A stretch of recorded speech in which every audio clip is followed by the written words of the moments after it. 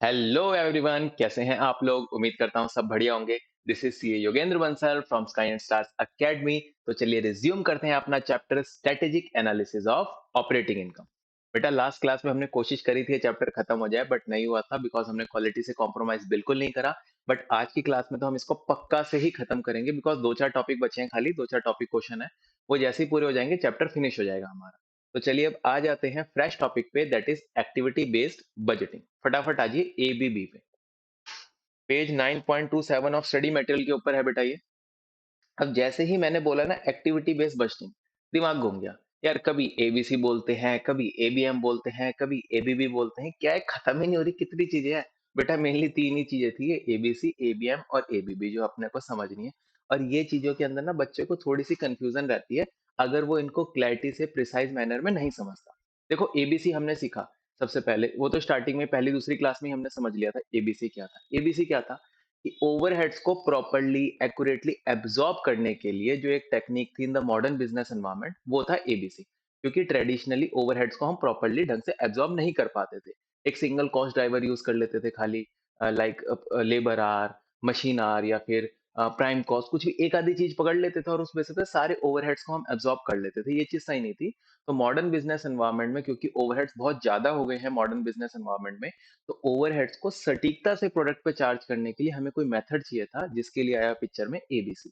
ABC की मदद से हम ओवरहेड्स को कॉस्ट ऑब्जेक्ट पे प्रॉपर्ली अच्छे प्रकार से एक्यूरेट तरीके से चार्ज कर पाते हैं। तो एबीसी में तो हमने इतना ही सीखा था। अब एबीसी जब हम करने लगे ना, तो प्रैक्टिकल एक्सपीरियंस हमें कुछ इस तरीके से मिलने लगा, कुछ इस तरीके से हमें, जब हमने एक्सपीरियंस देखा, कुछ ऐसा मिला कि एबीसी लगा के ना लोग अपनी कॉस्ट मैनेज करना स्टार्ट कर दिया लोगों ने। क्यों? क्योंकि उन्होंने ये समझा कि activities are what which consumes cost, कि कॉस्ट जो लग रही है वो एक्टिविटी के लेवल पे लग रही है। और जो प्रोडक्ट और सर्विस के अंदर अल्टीमेटली वैल्यू जनरेट हो रही है ना, वो भी वैल्यू जनरेट हो रही है एक्टिविटी की वजह से। कि अगर आपको चाहिए कि आपके प्रोडक्ट सर्विस में वैल्यू ज्यादा जनरेट हो, तो आप एक्टिविटी के लेवल पे काम करो, आत्मा के लेवल पे, रूट कॉज के लेवल पे काम करो। सिखाया था लास्ट क्लास में। और जैसे ही आप उस एक्टिविटी के लेवल पे काम करते हो, आपका प्रोडक्ट या सर्विस की वैल्यू बहुत अच्छी हो जाती है। तो एबीएम में यही था कि एबीसी की मदद से आप क्या करो, कॉस्ट मैनेज करो अपने बिजनेस के अंदर, वो आपका एबीएम बन गया। Is as simple as that. अब जब हमने एबीएम पढ़ा था, उसमें हमने सीखा था कि एबीएम को हम बिजनेस में और भी कई जगह अप्लाई कर सकते हैं। एकदम भूख बढ़ गई, क्योंकि जैसे ही आपने एबीसी करा ना, आपके पास एक्टिविटीज आ गई। फिर आपको समझ आया, यार एक्टिविटी से तो मैं ये भी कर सकता हूँ, वो भी कर सकता हूँ, कॉस्ट भी मैनेज कर सकता हूँ, बजट भी बना सकता हूँ, कॉस्ट रिड्यूस भी कर सकता हूँ, कई चीजें कर सकता हूँ।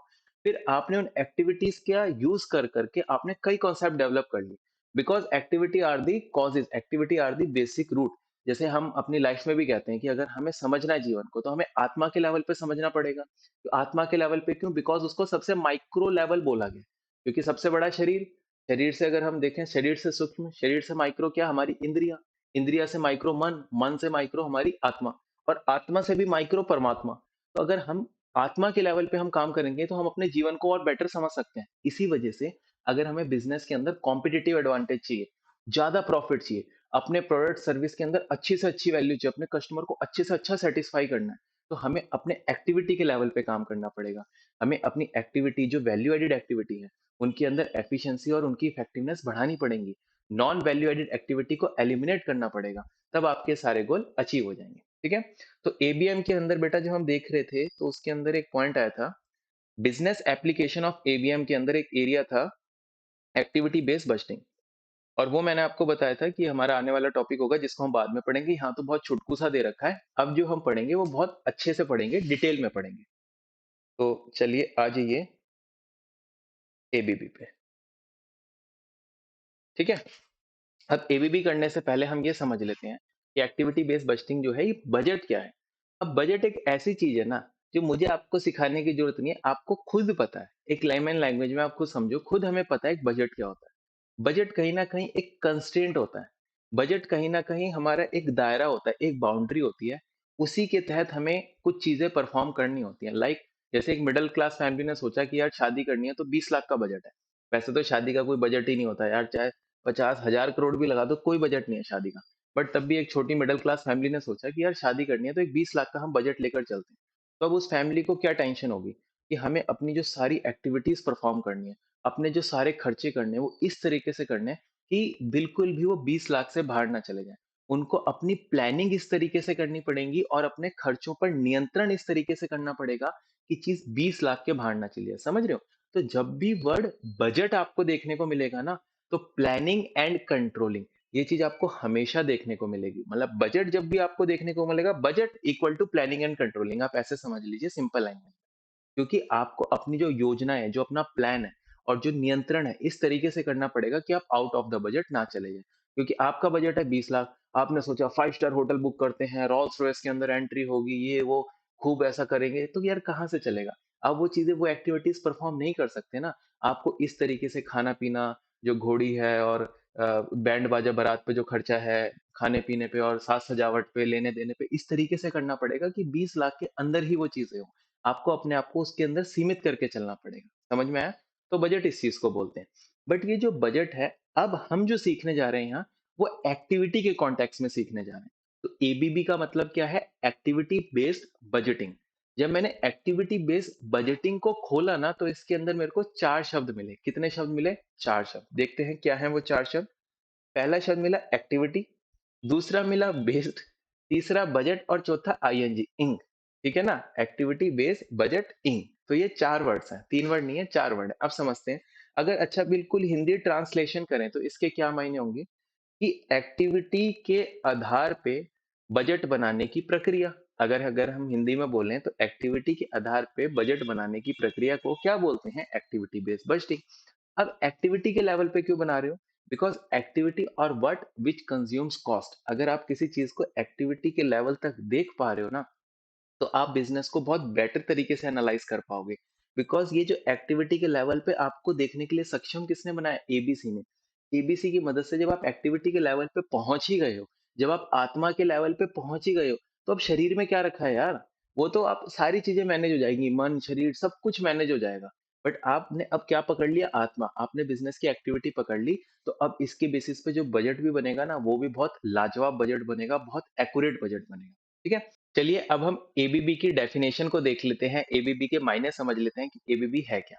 अब एबीबी को कभी-कभी हम एक्टिविटी बेस्ड बजट भी बोल देंगे और कभी-कभी हम एक्टिविटी बेस्ड बजटिंग भी बोल देंगे। समझते हैं क्या है? देखो, बजट तो एक स्टैटिक चीज हो गई और बजटिंग एक तरह से प्रोसेस हो गया, एक प्रक्रिया हो गई। ठीक है? तो जब भी हम एक्टिविटी बेस्ड बजट बोलेंगे, बजट में क्या होता है? अच्छा आप बताओ। फाइनेंशियल फिगर्स ही होते हैं ना एक बजट के अंदर, और क्या होता है? तो वो जो फाइनेंशियल फिगर्स हैं उसको हम और किस नाम से बोलते हैं? क्वांटिटेटिव टर्म या क्वांटिटेटिव एक्सप्रेशन बोल सकते हैं ना फाइनेंशियल फिगर्स को। तो जब एक्टिविटी बेस्ड बजट होगा, तो उसको हम बोलेंगे ये एक तरह का क्वांटिटेटिव एक्सप्रेशन है। और अगर एक्टिविटी बेस्ड बजटिंग बोलेंगे, तो हम उसको बोलेंगे ये एक प्रोसेस है। ठीक है?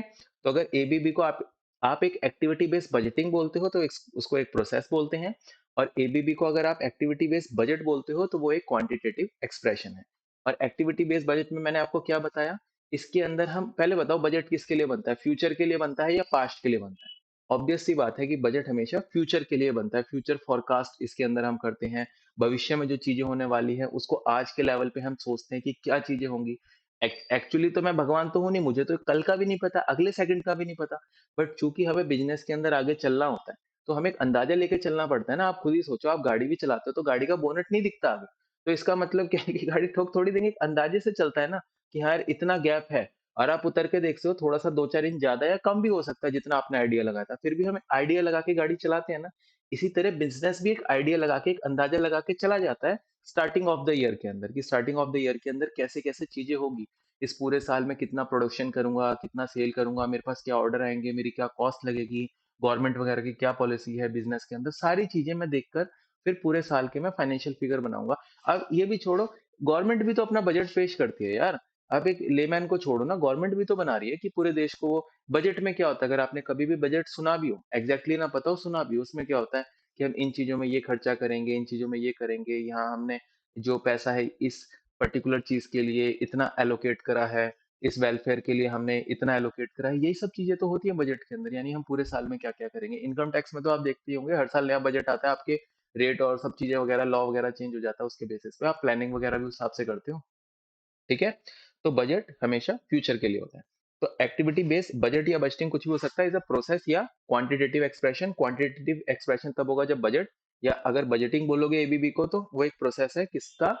Planning and controlling. मैंने हमेशा बोला कि आपको बजट के अंदर जब भी बजट की डेफिनेशन आएगी तब तब ये 2 वर्ड आपको हमेशा मिलेंगे, प्लानिंग एंड कंट्रोलिंग। तो आपकी जो योजनाएँ होंगी और जो आपका नियंत्रण होगा, वो घोड़े की तरह पूरा उसी बजट के अंदर ही आपको रहकर काम करना पड़ेगा।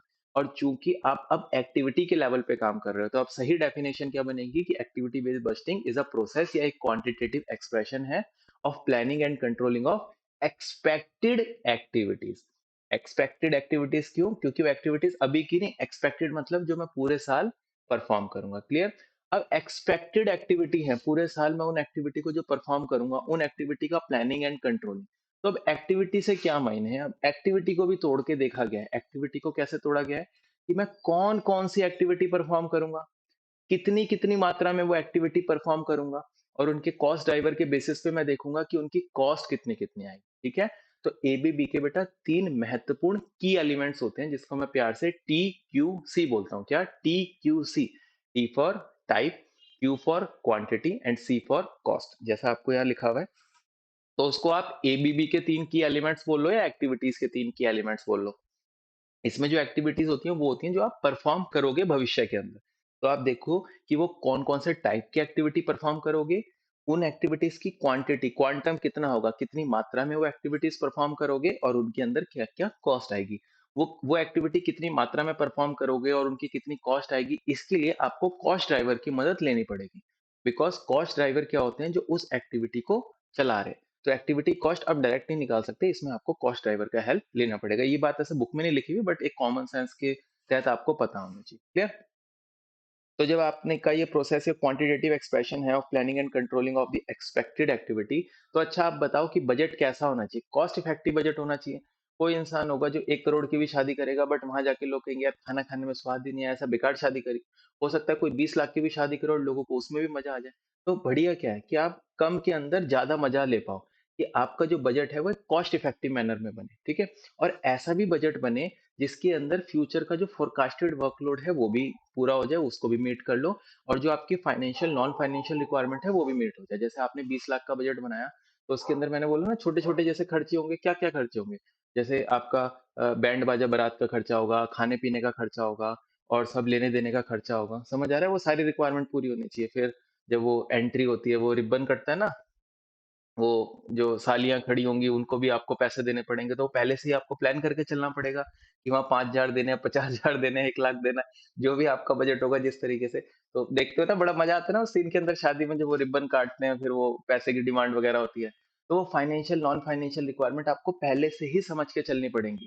जो फ्यूचर का फोरकास्टेड वर्कलोड है पहले से ही समझना पड़ेगा कि यार शादी में यही एक्टिविटीज होती हैं। अब जो फैमिलीज इतनी रिच नहीं होती, वो थोड़े बहुत फंक्शन कम कर लेती है, और जो फैमिली रिच होती है वो तो खूब बतेरे फंक्शन कर रही है। वो तो photography, pre wedding, post wedding, पता नहीं बच्चे की सब, वो तो सारे सारी फोटोग्राफी पूरा का पूरा ही शूटिंग करती है वो। यस और नो? और एक जैसे जोक आया था कि जो प्री वेडिंग शूट के पैसे कौन देता है, लड़के वाले देते हैं लड़की वाले देते हैं?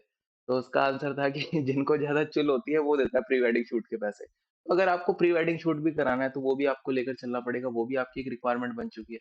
तो आप ये सारी ना जो भी एक्टिविटी परफॉर्म होगी, आप पहले देख लेना कि जो आपका वर्कलोड है, जो आपकी रिक्वायरमेंट है, वो पूरी हो रही है कि नहीं हो रही। तो अपने बजट को इस तरीके से बनाना कि आपकी सारी रिक्वायरमेंट फुलफिल हो जाए, और आपका जो फोरकास्टेड वर्कलोड है वो फुलफिल हो जाए। क्लियर है? तो यही लिखा है that meets forecasted workload and financial and non financial requirement. And business के कॉन्टेक्स्ट में बोलूं, तो आप पूरे साल के अंदर जो यूनिट्स प्रोड्यूस करके सेल करने चाह रहे हो, पूरे साल में जो आपके ऑपरेशन होंगे, जो एडमिनिस्ट्रेटिव टास्क होंगे, प्रोडक्शन के टास्क होंगे, सेलिंग एंड डिस्ट्रीब्यूशन के टास्क होंगे, वो सारे टास्क, जो ये सारा वर्कलोड है, ये अचीव हो जाए। जो आपकी फाइनेंशियल नॉन फाइनेंशियल रिक्वायरमेंट है वो अचीव हो जाए उस बजट के अंदर अंदर ही, उससे बाहर ना। क्लियर? अब बेटा बजट का एक बहुत बहुत ही महत्वपूर्ण फीचर है कि आपके बजट ना, जो आप बजट इस तरीके से बनाना जो अलाइन करें आपके ओवरऑल गोल्स एंड ऑब्जेक्टिव्स के साथ। ऐसा बजट मत बनाना जो उसके साथ लिंक ना करे। इस तरह का बजट बनाना जो आपके गोल्स ऑब्जेक्टिव्स हैं उनके साथ अलाइन करे, उसके साथ सिंक्रोनाइज्ड हो, उसके साथ कोऑपरेटिव फैशन में काम कर सके, उसके साथ एग्री करे। इस तरह का बजट आप बना के चलो। क्लियर है? और बजट के अंदर एक बहुत इंपॉर्टेंट चीज है कि बजट ना स्टैटिक सा मत बनाना, कि इतना रिजिड मत कर देना बजट को कि उस बजट के अंदर आप चेंज ही कुछ ना कर पाओ। क्योंकि बताओ आपने 1 अप्रैल को बजट बना लिया, अगर आपने उसको इतना स्टैटिक बना दिया कि यार बस ऐसा ही बजट है और ऐसे ही चीजें होंगी, अब आप खुद ही बताओ पूरे साल के अंदर सिचुएशन बहुत चेंज हो सकती है। नई नई चीजें आ सकती हैं, आपको हो सकता है कुछ ऑर्डर मिल जाए, कोई कस्टमर आए चला जाए, आपकी प्रोडक्शन यूनिट बहुत ज़्यादा बढ़ जाए, कम हो जाए, कोरोना आ जाए, कुछ भी ऊपर-नीचे बहुत सारी चीज़ें हो सकती हैं। तो अपने बजट के अंदर प्लीज़ एक फ्लेक्सिबिलिटी ज़रूर छोड़ना कि अपने बजट के अंदर आप फेर-बदल कर सको। जैसे बहुत बच्चे क्या सोचते हैं कि 24 घंटे हैं दिन में, तेरा भाई 6 घंटे सोएगा, 18 घंटे पढ़ेगा। वो तेरा भाई कुछ नहीं करेगा, कुछ कर ही नहीं पाएगा तेरा भाई, क्योंकि उसने अपना जो शेड्यूल इतना स्टैटिक बना लिया। उसको कहीं न कहीं अपने शेड्यूल के अंदर एक फ्लेक्सिबिलिटी देनी ही पड़ेगी, क्योंकि पूरे दिन में घंटा 2 घंटा ऐसा भी हो जाता है जो आपके हाथ में नहीं होता, बट आपका टाइम इधर-उधर निकल ही जाता है वो। आपके चाहे हाथ में हो चाहे ना हो, कोई कुछ भी कोई इमरजेंसी आ गई, कहीं इधर-उधर जाना पड़ गया, कोई अनअवॉइडेबल सा रीज़न हो गया, तो प्लीज़ अपना जो बजट है उसको इतना स्टैटिक मत बना लेना कि क्योंकि फ्यूचर यार अनसर्टेन है, उसके अंदर तो कुछ भी फेर-बदल होते ही रहेंगे, कुछ भी चेंजेस आते रहेंगे। तो मेक श्योर अपने बजट को थोड़ा-सा इस तरीके से रखना कि as per the changing need of the environment, as per the changing need of the organisation, वो अपने आप को अडॉप्ट कर ले फ्यूचर के अंदर, क्लियर? तो उसके अंदर थोड़ा छोड़ना मार्जिन कि वो चेंज कर पाए, ठीक है? To increase the increase decrease मतलब वो क्यों? क्योंकि मैं अपने बिज़नेस के अंदर ना परफॉर्मेंस अपनी अच्छी करना चाहता हूँ, और अगर मैंने बजट को स्टैटिक बना दिया ना, तो मैं बिज़नेस के अंदर परफॉर्मेंस अच्छी नहीं निकाल कर आ पाऊँगा। क्लियर है ये चीज़ आपको? होपफुली समझ आया होगा। अब एबीबी के कुछ बेनिफिट्स देख लेते हैं।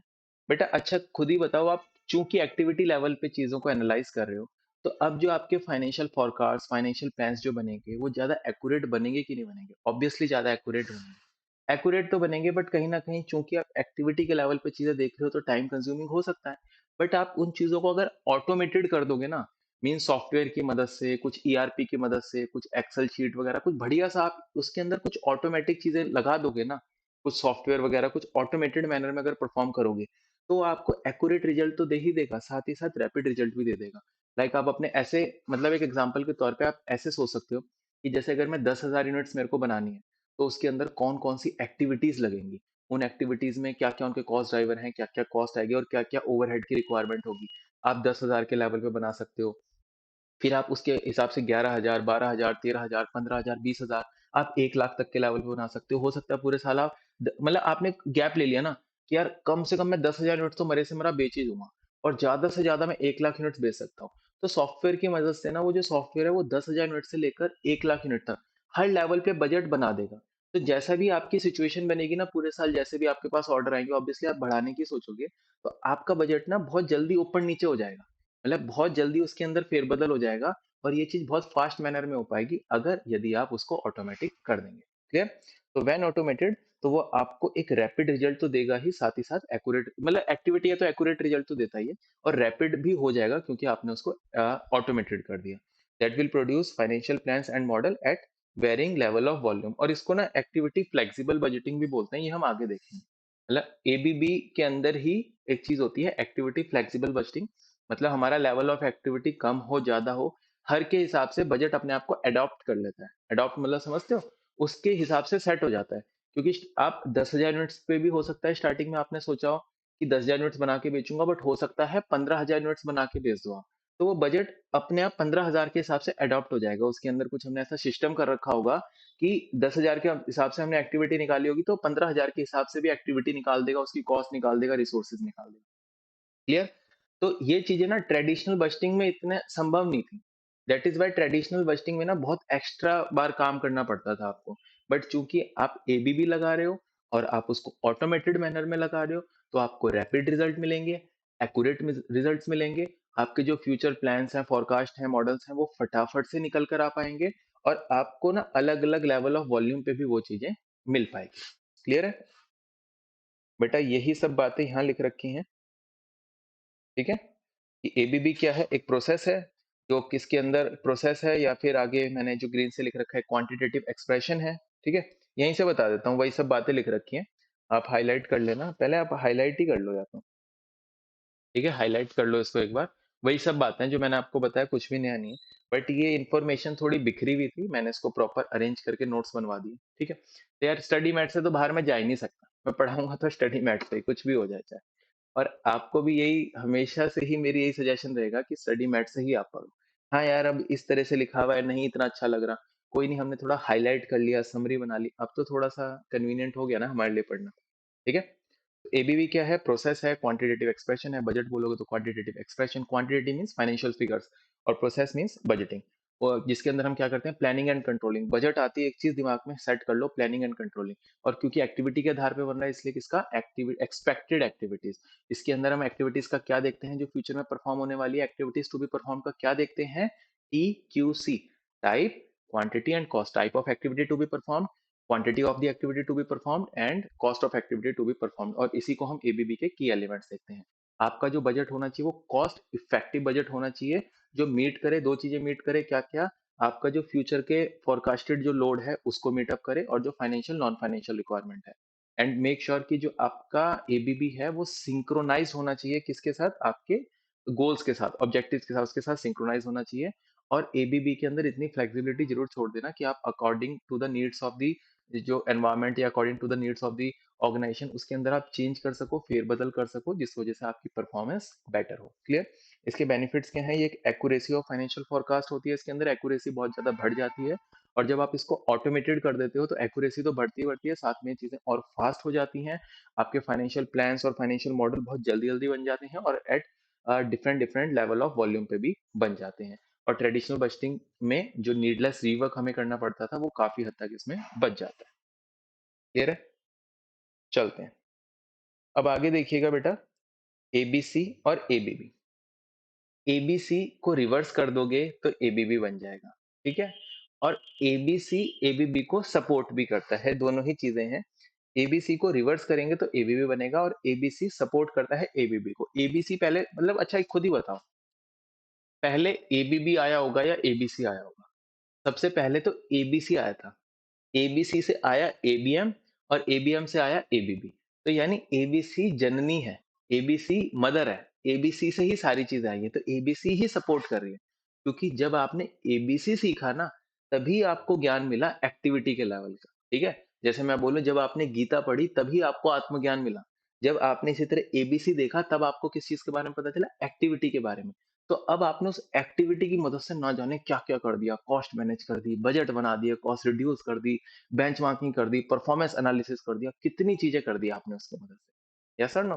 तो ABC सपोर्ट करती है ABB को, और ये रिवर्स है पूरा। कैसे बेटा, ABC में हम क्या करते थे, कई बार ये डायग्राम मैं आपको बनवा चुका हूँ। रिसोर्सेज, एक्टिविटी और कॉस्ट ऑब्जेक्ट। जो रिसोर्सेज क्या है, रिसोर्सेज में हमारे ओवरहेड्स लगते हैं। स्टोरी स्टार्ट हुई थी डायरेक्ट कॉस्ट से। Direct cost are the cost जो क्लियरली एंड इजीली ट्रेसेबल और आइडेंटिफाइबल होता है with the cost object, starting की क्लास में सिखाया था। और इनडायरेक्ट कॉस्ट होता है अदर देन डायरेक्ट कॉस्ट। क्योंकि हम इनडायरेक्ट कॉस्ट को कॉस्ट ऑब्जेक्ट पे क्लियरली एंड इजीली ट्रेस और आइडेंटिफाई नहीं कर पाते, इसी वजह से हम ट्रेडिशनली लगाते थे एब्जॉर्प्शन कॉस्टिंग, और मॉडर्न बिजनेस एनवायरनमेंट में हमने लगाना शुरू करा एक्टिविटी बेस्ड कॉस्टिंग। तो एक्टिविटी बेस्ड कॉस्टिंग क्या है, जो आपकी इनडायरेक्ट कॉस्ट है, या जो आपकी ओवरहेड्स है। ओवरहेड्स क्यों आते हैं, क्योंकि आप रिसोर्सेज को यूज करते हैं, यू आर यूजिंग रिसोर्सेज, उसी में तो ओवरहेड लगते हैं।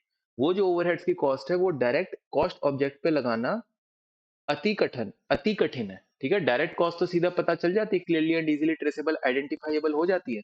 पर जो ओवरहेड्स है, वो कॉस्ट ऑब्जेक्ट पे सीधा पता लगाना अति मुश्किल है।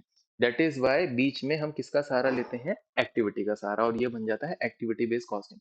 यानी रिसोर्सेज के जो ओवरहेड्स की कॉस्ट है, उसके छोटे छोटे एक्टिविटी कॉस्ट पूल बना लो, रिसोर्स कॉस्ट ड्राइवर की मदद से, डिटेल में हम पढ़ चुके हैं। और एक्टिविटी जो कॉस्ट पूल आ गया है, उसको आप कॉस्ट ऑब्जेक्ट पे चार्ज कर दो with the help of activity cost driver. Clear. और कॉस्ट ऑब्जेक्ट कुछ भी हो सकता है। कॉस्ट ऑब्जेक्ट इज, स्टार्टिंग की क्लास में बताया था, cost object is anything for which is cost is measured, compute, analyse. जिस भी चीज की आप कॉस्ट निकाल रहे हो, एनालाइज कर रहे हो, मेजर कर रहे हो, वो कॉस्ट ऑब्जेक्ट हो गया। जैसे आपका कस्टमर, आपका प्रोडक्ट, आपका सर्विस, ये क्या हो सकते हैं, कॉस्ट ऑब्जेक्ट। अब ABB जस्ट इसका रिवर्स है।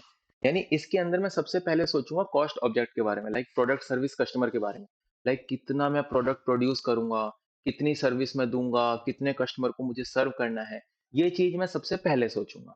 उसके बेसिस पे मैं निकालूंगा मेरी एक्टिविटीज कितनी लगेंगी। मतलब ये मेरा फोरकास्ट सेट हो गया ना, कि इतना मेरे को काम करना है, इतना प्रोडक्ट, सर्विस, कस्टमर, इस हिसाब से प्रोड्यूस करना है, सर्व करना है मेरे को। उसके बेसिस पे एक्टिविटीज कितनी लगेंगी। अब उन एक्टिविटीज का क्या देख लो, TQC, कौन कौन सी एक्टिविटी लगेगी, कितनी कितनी मात्रा में लगेगी, क्या क्या कॉस्ट आएगी।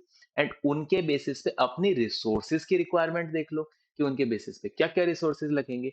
यानी चूंकि आपको एक्टिविटीज का ज्ञान हो गया है, क्योंकि आपको एक्टिविटीज का ज्ञान हो गया है, इसलिए जो ABB प्रोसेस है, वो आप कर पाए एक्टिविटी के लेवल पे ABC की मदद से। और आपने एबीसी के प्रोसेस को बिल्कुल ही उल्टा कर दिया, बिकॉज एबीसी क्या है, absorption of overhead, but ABB क्या है, स्टार्टिंग में आपको बजट बनाना है। तो आपने अपना प्रोडक्ट सर्विस कस्टमर एनालाइज कर लिए कि स्टार्टिंग में कितना प्रोड्यूस करना है, कितने कस्टमर को सर्व करना है। उसके बेसिस पे स्टेप टू क्या है, स्टेप टू उसके बेसिस पे आपने एक्टिविटीज निकाली, type of the activity, quantity of the activity, cost of the activity, and उनके बेसिस पे आपने स्टेप थ्री परफॉर्म करा, अपनी रिसोर्स रिक्वायरमेंट वो देखिए आपने अब वो कितनी आई। तो ये पूरा रिवर्स प्रोसेस है, एंड एबीसी इसको सपोर्ट इसलिए करता है बिकॉज एबीसी इज व्हाट, जिसने एक्टिविटी का ज्ञान दिया। ठीक है, गीता इज व्हाट, जिसने आत्मज्ञान दिया, तो एबीसी इज व्हाट, जिसने आपको एक्टिविटी का ज्ञान दिया। क्लियर, चलते हैं अब आगे। डन, ये सब बातें हो गई हैं। अब यहाँ आ जाइए, ये सारी जो चीजें हैं ये मैंने यहाँ सिंपली एक्सप्लेन कर रखी हैं। एक सेकेंड, इसका आपने हाईलाइट कर लिया ना अपनी कॉपी के अंदर, अपनी बुक में हाईलाइट कर लिया स्टडी मैट में। अब इसको भी हाईलाइट कर लीजिए, जो जो लिखा है इसको भी हाईलाइट कर लीजिए, और इसको भी हाईलाइट कर लीजिए। ठीक है, अब जो इसका नोट्स है वो मैं पढ़ा देता हूँ। यहाँ चीजें थोड़ी बिखरी हुई लिखी हुई है, उसको थोड़ा ऑर्गेनाइज्ड मैनर में मैंने करा दिया है। अब बेटा, अब जो आगे डिस्कशन कर रखी है ना, वो प्योरली डिस्कशन इस पे दे रखी है, जो ट्रेडिशनली हम जिस तरीके से बजट बना रहे थे और एक्टिविटी की मदद से हम जो बजट बना रहे हैं उसके अंदर क्या डिफरेंस है, इसके हिसाब से चीजें दे रखी है। तो देखें क्या क्या है। सबसे पहला, ट्रेडिशनल फंक्शनल बेस्ड बजटिंग, और अब जो हम कर रहे हैं वो है एक्टिविटी बेस्ड बजटिंग। तो मैंने ना दो ये एक तरह से कॉलम बना दिए ताकि समझना आसान हो जाए, बिकॉज दोनों के बारे में ना यहाँ बिखरी बिखरी इंफॉर्मेशन दे रखी थी, कभी किसी के बारे में बोल रहा था, कभी किसी के बारे में।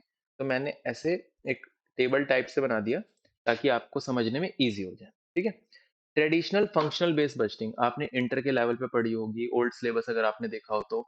उसके अंदर था, बजट बनता था at a level of organisational unit. Organisational unit मतलब लेवल ऑफ एक्टिविटी नहीं, यूनिट का मतलब इकाई होता है कि ऑर्गेनाइजेशन की एक इकाई, जैसे ऑर्गेनाइजेशन का डिपार्टमेंट, ऑर्गेनाइजेशन का प्लांट, ऑर्गेनाइजेशन का एक फंक्शन, जैसे सेल्स का, प्रोडक्शन का, variable overhead, fixed overhead, material, इन सब के ना बजट बनते थे।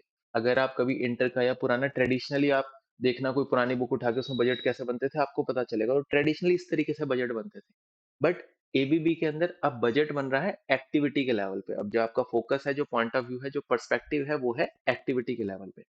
इसके अंदर आपको एबीबी के अंदर एक्स्ट्रा बेनिफिट्स क्या मिल रहे हैं, कि अब आप एम्फोसाइज कर पा रहे हो, अब आप जोर दे पा रहे हो किसके ऊपर, एक्टिविटी के ऊपर। अब आप जब एक्टिविटी को देखोगे, अब एक्टिविटी को ऐसे चश्मा लगा के देखोगे तो पता चलेगा ना यार, ये वैल्यू एडेड एक्टिविटी है, ये वैल्यू एडेड एक्टिविटी नहीं है। तो जो नॉन वैल्यू एडेड एक्टिविटी होगी आप उसको हटाओगे।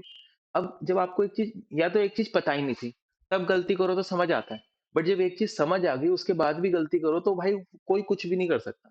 जब आपको समझ में आ गया कि अब एक्टिविटी के लेवल पे आपने देखना शुरू कर दिया और आपको नॉन वैल्यू एडेड एक्टिविटी दिखाई दे गई, आप उसको ऑब्वियसली हटाओगे ना। तो एक्टिविटी का ज्ञान मिलते ही आप अब नॉन वैल्यू एडेड एक्टिविटी को ना कंसिडर करोगे, ना एबीसी में, ना एबीएम में, ना आप क्या बोलते हैं एबीबी में। मतलब बजट बनाते समय भी आप कोई नॉन वैल्यू एडेड एक्टिविटी का फोरकास्ट नहीं लेकर चलोगे, आप उनको रखोगे ही नहीं।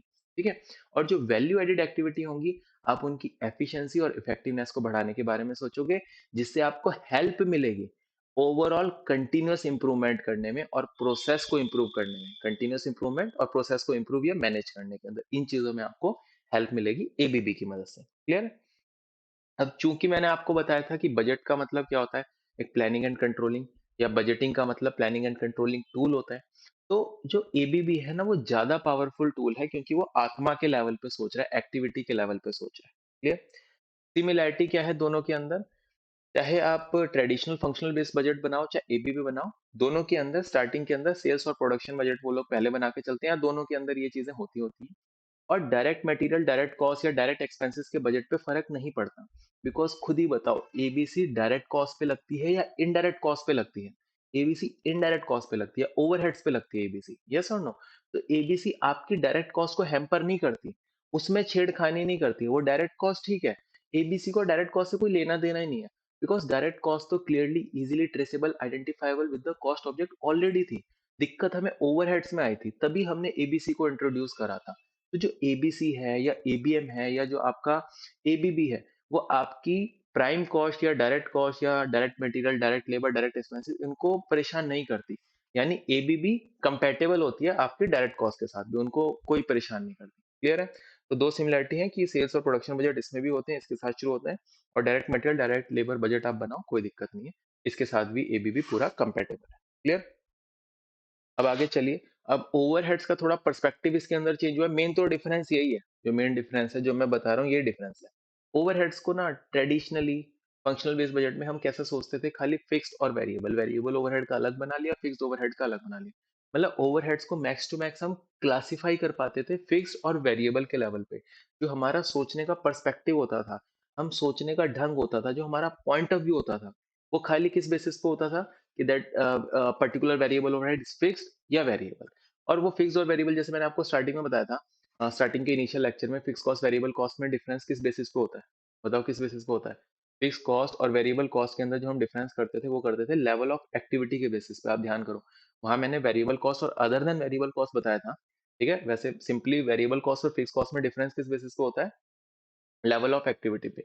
यानी जो कॉस्ट लेवल ऑफ एक्टिविटी के हिसाब से प्रोपोर्शनेटली चेंज हो रही है वो वेरिएबल कॉस्ट, और जो कॉस्ट लेवल ऑफ एक्टिविटी के हिसाब से बिल्कुल कांस्टेंट है वो फिक्स कॉस्ट। तो लेवल ऑफ एक्टिविटी वहाँ प्राइमरी था ना। तो ट्रेडिशनली हम सिर्फ बेस किसको लेते थे? लेवल ऑफ एक्टिविटी से, यूनिट्स, मीटर, लीटर, कई चीजें बताई थी मैंने आपको। ठीक है, बट इधर जो ओवरहेड्स हैं उसको हम एक्टिविटी के पॉइंट ऑफ व्यू से देख पा रहे हैं। इधर जो ओवरहेड्स है उसको हम वेरिएबल तो मान रहे हैं, but variable level of activity के हिसाब से कतई नहीं मान रहे। हम ओवरहेड्स को वेरिएबल मान रहे हैं at the level of their respective cost driver.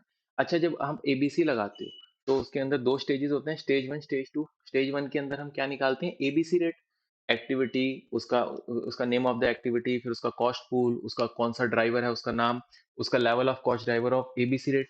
यानी हम एबीसी जो एक्टिविटी कॉस्ट है ना उसको वेरिएबल मान के चलते हैं। रेट निकाल रहे हैं ना, जैसे 5 रुपए पर इंस्पेक्शन या 10 रुपए पर मटेरियल हैंडलिंग, इस तरीके से हम रेट निकालते हैं ना।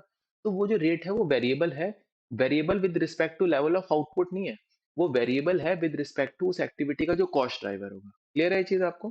तो इधर हम एक्टिविटी कॉस्ट को वेरिएबल मानते हैं, लेवल ऑफ एक्टिविटी या आउटपुट के पॉइंट ऑफ व्यू से नहीं, एक्टिविटी कॉस्ट ड्राइवर के पॉइंट ऑफ व्यू से। और उसी के हिसाब से हम एबीबी लगा देते हैं। एबीबी के अंदर कितने स्टेप थे? तीन। पहला स्टेप था अपना फोरकास्ट देखो कि कितना प्रोडक्ट आपको मैन्युफैक्चर करना है, कितना सर्विस डिलीवर करनी है, कितने कस्टमर को सर्व करना है, ये फोरकास्ट देखो। उसके बेसिस पे अब आप देखो एक्टिविटीज की रिक्वायरमेंट क्या क्या है, एक्टिविटी कौन कौन से टाइप की लगेगी, कितनी कितनी क्वांटिटी लगेगी, कितनी कितनी कॉस्ट आएगी। और तीसरा जो पॉइंट है, अब देखो उसके बेसिस पे आपको रिसोर्सेज की कितनी आवश्यकता है, अपनी रिसोर्सेज रिक्वायरमेंट देखो। क्लियर है? डन। तो ओवरहेड्स को अब थोड़ा हम प्रोडक्शन, एडमिन और सेलिंग एंड डिस्ट्रीब्यूशन ओवरहेड्स के हिसाब से देख रहे हैं। प्रोडक्शन ओवरहेड्स होते हैं, एडमिनिस्ट्रेशन ओवरहेड होते हैं, सेलिंग एंड डिस्ट्रीब्यूशन ओवरहेड होते हैं। ओवरहेड्स को उनके फंक्शन के हिसाब से क्लासिफाई करते हैं। फिर हम उनको एक्टिविटी के लेवल पे भी देखते हैं। ये तो मोटी मोटी ओवरहेड्स की कैटेगरी समझ लो, production, admin and selling and distribution. But main चीज जो हमको माइक्रो लेवल पे देखते हैं वो एक्टिविटी के लेवल पे देखते हैं। अब आ जाते हैं फ्लेक्सिबल बजट। बेटा फ्लेक्सिबल बजट ना, वैसे जब हम ट्रेडिशनल पढ़ते थे ना उसके अंदर भी फ्लेक्सिबल बजट होता था। जो ओल्ड सिलेबस के अंदर बजट वाला चैप्टर था, आपके सिलेबस में भी बजट वाला चैप्टर है, बट उसमें थोड़ा अलग तरीके से दे रखा है। ओल्ड सिलेबस एएमए में अलग तरीके से दे रखा था, तो उसके अंदर भी फ्लेक्सिबल बजट होता था। और आपका एबीबी में भी फ्लेक्सिबल बजट होता है, बट वो फ्लेक्सिबल बजट के ना थोड़ा पर्सपेक्टिव अलग होता है। उधर जो फ्लेक्सिबल बजट होता था ना, वो फ्लेक्सिबल बजट अलग अलग लेवल ऑफ एक्टिविटी पे बन तो जाता था, बट वहां हम ओवरहेड का ना एक सिंगल कॉस्ट ड्राइवर ही मानते थे, पूरे ओवरहेड्स का। Like prime cost, machine art, labour art, सिर्फ हमारा सोचने का दायरा इतना था। बट चूंकि अब हम हर एक्टिविटी को उसके एक रिस्पेक्टिव कॉस्ट ड्राइवर के लेवल पे वेरिएबल कर पा रहे हैं, तो इसके अंदर हम एक्टिविटी बेस्ड बजटिंग के अंदर ना एक्टिविटी फ्लेक्सिबल बजटिंग कर पा रहे हैं, क्योंकि एक्टिविटीज वेरिएबल हैं with respect to their cost driver. उसके अंदर भी हो जाता था, ट्रेडिशनल के अंदर भी, बट वो इतना अच्छे से नहीं हो पाता था, बिकॉज उसके अंदर आप ओवरहेड्स को मैक्स टू मैक्स फिक्स और वेरिएबल के लेवल पे ही देखते थे, और उसके लेवल पे आप अलग अलग लेवल ऑफ आउटपुट पे आप अपना बजट बना देते थे। बट यहाँ चूंकि आप एक्टिविटी के लेवल पे देख रहे हो, तो यहाँ बेहतर तरीके से एक्टिविटी फ्लेक्सिबल बजटिंग हो पाता है। ठीक है, तो ध्यान रखना फ्लेक्सिबल बजट पहले भी होता था, बट क्या होता था पहले? फ्लेक्सिबल बजट का मतलब क्या है, फ्लेक्सिबिलिटी से मतलब क्या है? फ्लेक्सिबिलिटी से मतलब है, जैसे आपने सोचा कि मैं 10,000 यूनिट्स बना के प्रोड्यूस करूंगा और सेल करूंगा, बट हो सकता है कि आप 10,000 यूनिट्स प्रोड्यूस करके सेल करो, या 11,000 कर लो, 12,000 कर लो, 15,000 कर लो, 20,000 कर लो। तो फ्लेक्सिबिलिटी का मायने होते हैं कि लेवल ऑफ एक्टिविटी में चेंज होना। तो लेवल ऑफ एक्टिविटी, अलग अलग लेवल ऑफ एक्टिविटी पे जब हम बजट बनाते हैं ना, उसको फ्लेक्सिबल बजट बोलते हैं। कि 10,000 पे हमने एक बजट बनाया 10,000 यूनिट्स पे, 11,000 यूनिट्स पे, 12,000 यूनिट्स पे। तो पहले भी बजट बनता था, आज भी बजट बन जाता है। बट पहले हमारा सोचने का दायरा इतना लिमिटेड होता था कि हम ओवरहेड्स को एक सिंगल कॉस्ट ड्राइवर के हिसाब से ही एनालाइज करके चलते थे। बट नाउ हम ओवरहेड्स को चूंकि एक एक्टिविटी के लेवल पे एनालाइज कर रहे हैं, तो हमारे पास मल्टीपल एक्टिविटी और मल्टीपल कॉस्ट ड्राइवर हो रहे हैं। तो पहले फ्लेक्सिबल बजट इतने अच्छे रिजल्ट नहीं देता था। अब एक्टिविटी फ्लेक्सिबल बजटिंग, जो एक एबीबी का एक पार्ट लगा लो, वो आपको बेहतर रिजल्ट दे पाता है। क्लियर? तो फ्लेक्सिबल बजट ट्रेडिशनली क्या था? हम निकालते थे चेंज इन सेल्स और कॉस्ट और any financial particular with respect to change in level of activity. मतलब सिंगल यूनिट बेस्ड ड्राइवर ही हम लेकर चलते थे, like labour are, machine hour, इस तरीके से। But now activity flexible budgeting में, क्योंकि एक्टिविटी कॉस्ट में हम चेंज निकालते हैं विद रिस्पेक्ट टू उसका जो भी कॉस्ट ड्राइवर है, चेंज इन कॉस्ट ड्राइवर। और कॉस्ट ड्राइवर को एक्टिविटी आउटपुट भी आप कह सकते हो। ठीक है?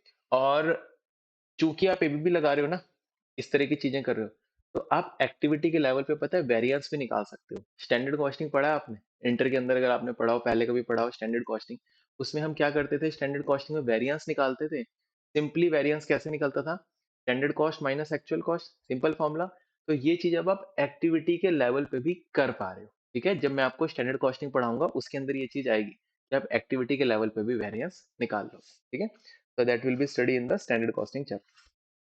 That's all in activity based budgeting. Hopefully समझ आया होगा आपको। ठीक है? दो चीजें थी, नोट करना है तो नोट कर लो, बाकी नोट्स मिल ही जाएंगे आपको। पहले हमने ये देखा, देन ये।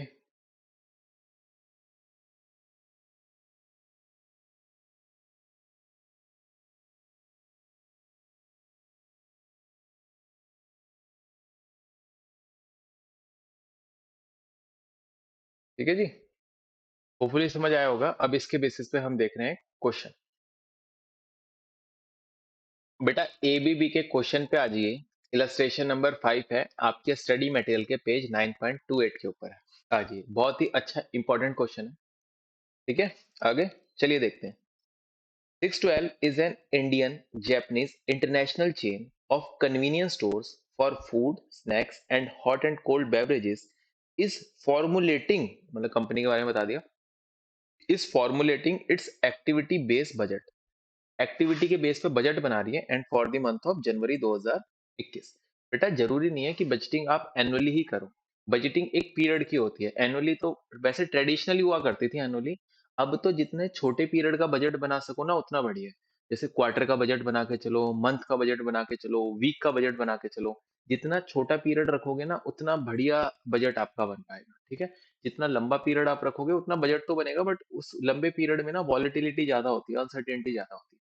तो छोटे पीरियड का भी आप बजट बना सकते हो। तो ध्यान रखना, बजट को ईयर के साथ मत लिंक करना कि बजट एक ईयर का बनता है। बजट एक पीरियड का बनता है, और कंपनी किसका बना रही है? जनवरी 2021 का, एक महीने का बना रही है। चलिए अब देखते हैं। 612 कंपनी का नाम है, has only 3 product types, soft drinks, fresh drinks and ready to eat food. जब 3 प्रोडक्ट टाइप आते हैं ना, थोड़ा थोड़ा डीपीपी का फ्लेवर सा लगता है कि जैसे डायरेक्ट प्रॉफिटेबिलिटी लगेगा, बट वो नहीं लग रहा है, एक्टिविटी बेस्ड बजट लग रहा है इसके अंदर।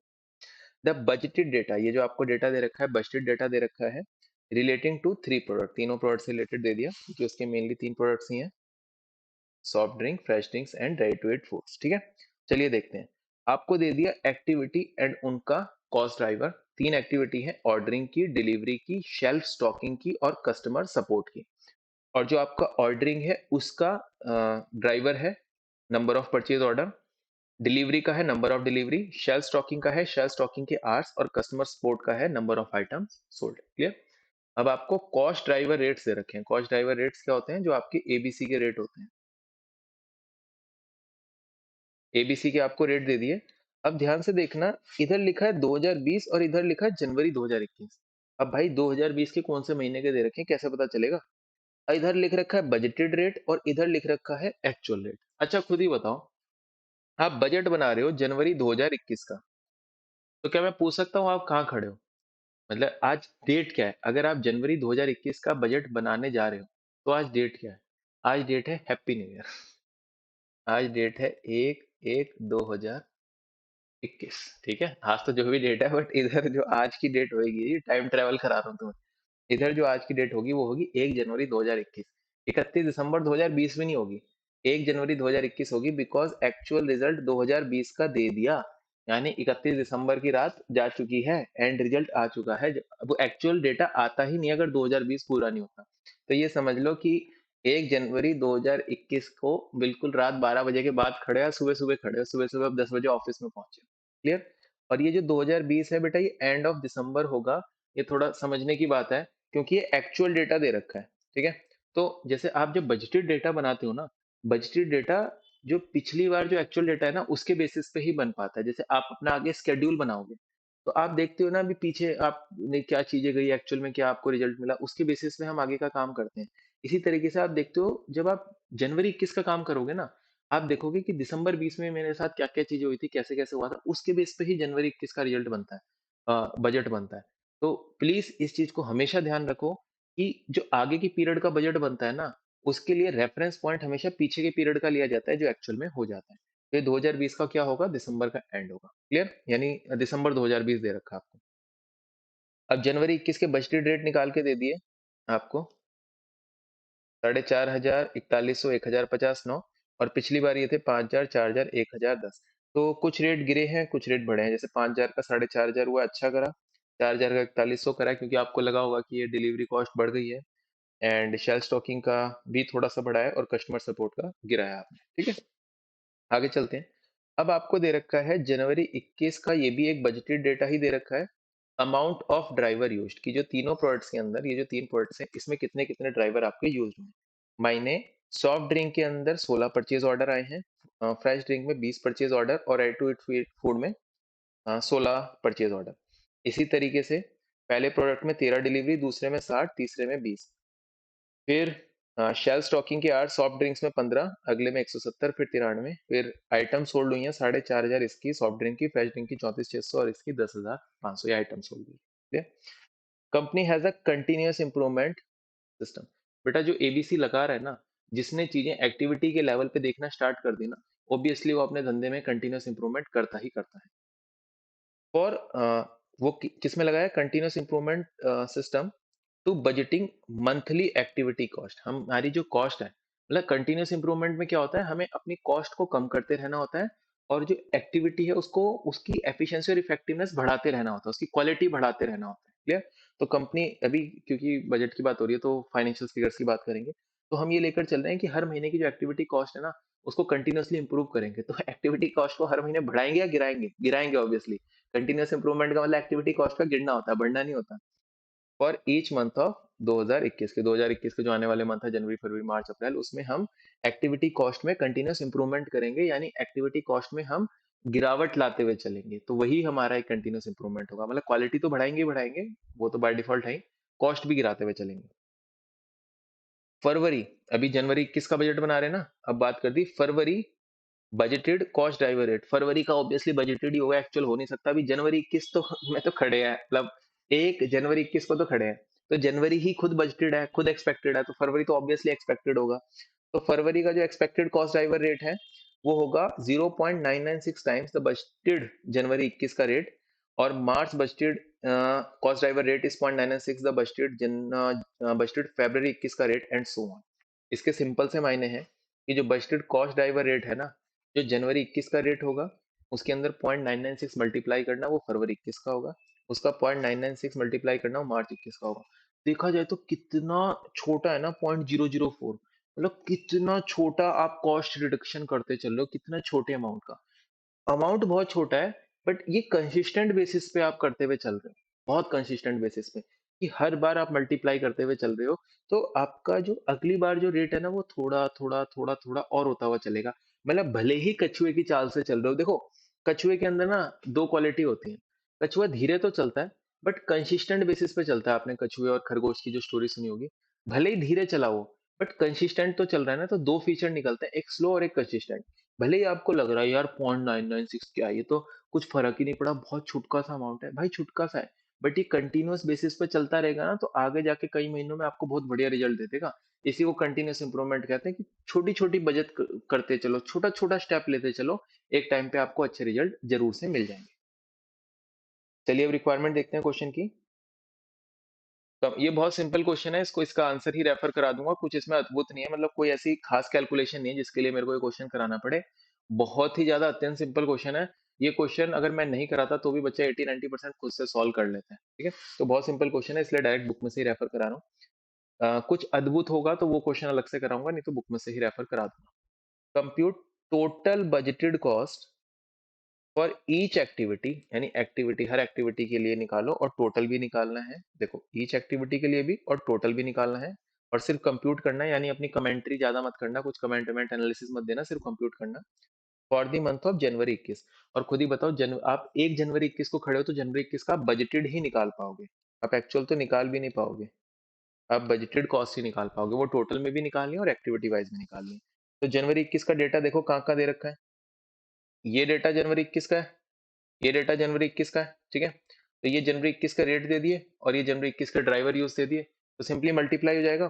4,500 पे क्या है पर परचेज ऑर्डर, 16, 20, 16 से मल्टीप्लाई कर दो। इसी तरह 4100 को इनसे मल्टीप्लाई कर दो, 1050 9 को इनसे मल्टीप्लाई कर दो, सिंपली आपका आ जाएगा। कोई भी मुश्किल नहीं। आपको जनवरी 21 का कॉस्ट निकालनी है ना, बजटेड कॉस्ट, तो जनवरी 21 का रेट ले लिया और जनवरी 21 की कंजम्पशन ले ली, कितने कितने प्रोडक्ट में कितने कितने एक्टिविटी कंज्यूम हो रही है ड्राइवर के बेसिस में, तो सिंपली मल्टीप्लाई करके आ जाएगा। 4,500 इंटू 16, 20, 16 अलग अलग, फिर 4100 इंटू 13, 60, 20, 1050 इंटू 15, 170, 93, और 9 इंटू 4,500, 34,600 और 10,500। क्लियर है? ऐसे जब आप मल्टीप्लाई कर देंगे तो आपका ये निकल कर आ जाएगा। डन। अब आप यहाँ देखना, ये आपने कर दिया। अब आपको बोला था compute total budgeted cost for each activity, यानी एक्टिविटी वाइज में निकालना है। तो अगर आपने इन तीनों प्रोडक्ट का निकाल दिया तो ये टोटल करना भी आपके लिए मैंडेटरी हो चुका है यहाँ पर, ठीक है। क्योंकि उसने बोला है total budgeted cost for each activity, her activity के लेवल पे निकालना है। और आपने अगर एक्टिविटी वाइज निकाल दिया तो फाइनल टोटल भी आप कर दीजिएगा, ठीक है। एक बार को चाहे ये वाले जो 3 टोटल है ना, एक बार को चाहे ये ना निकले, बट ये वाले जो टोटल है ना ये आपके निकलने ही चाहिए। समझ में आया? क्योंकि एक्टिविटी वाइज उसने बोला है। तो नीचे वाले तो आपने एक्स्ट्रा चलो कर दिया अपनी इच्छा से, बट ये तो करने ही करने पड़ेंगे। डन। अब इसके अंदर एक थोड़ी सी अद्भुत चीज है कि उसने ना बैच लेवल और आउटपुट यूनिट लेवल यहाँ पर दे दिया। ऑल्दो ये स्टार्टिंग की क्लासेस में आपको मैं बता चुका था, facility level, product level, batch level, unit level, ये चीजें आपको मैं सिखा चुका था, बट फिर भी यहाँ भी बताता हूँ। देखो, जो कस्टमर सपोर्ट है, कस्टमर सपोर्ट तो number of item unit sold के हिसाब से ही ले रखा है, और जो शेल स्टॉकिंग है, ये दोनों चीजें ना प्रोडक्ट के लेवल है। एक एक यूनिट को आप रखते हो ना उठा उठा के, और मतलब अपने शेल्फों में जो सजाते हो, कस्टमर को सपोर्ट देते हो, कस्टमर तो एक एक यूनिट करके ही खरीदेगा ना, यस और नो। और जो आप शेल्फ में भी लगा रहे हो अपने स्टोर के अंदर, अब कस्टमर, जैसे आपने सॉफ्ट ड्रिंक लगा ली, आपने तो पूरा बैच लगा दिया, बट कस्टमर तो आके एक एक ही लेगा ना उसके अंदर, जो शेल्फ स्टॉकिंग के अंदर आप लगा रहे हो। ऐसा थोड़ी कि आपने पूरा बैच बनाया, कस्टमर पूरा बैच ले जाएगा, ऐसा नहीं होता। तो shelf stocking, customer store output level की एक्टिविटी है, और जो आप ऑर्डर कर रहे हो, डिलीवर कर रहे हो, पूरे पूरे बैच की होती है, पूरे पूरे एक साथ पूरा जत्था जाता है। तो इस वजह से इनको बैच लेवल लिख दिया। आप ना भी लिखो तो ऐसी कुछ बात नहीं है, बट इसने दे दिया तो ठीक है, हम एक लिख कर आ सकते हैं। ऑर्डरिंग और डिलीवरी में बैच लेवल पे है, self stocking customer support unit level पे है।